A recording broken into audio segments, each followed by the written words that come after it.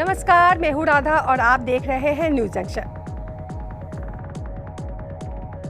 Bhojpuri cinema के superstar Pawan Singh अपने गानों से धूम मचाने के लिए जाने जाते हैं।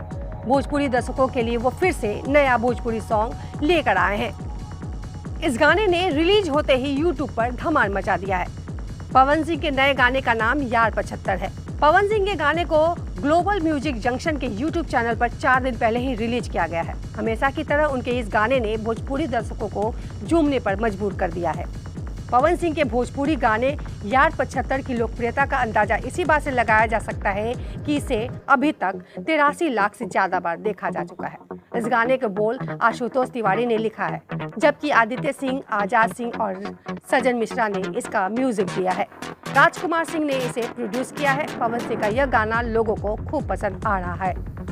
पवन सिंह को भोजपुरी सिनेमा का पावर स्टार क्यों कहा जाता है, उन्होंने यार 75 गाने से एक बार फिर से साबित कर दिया है।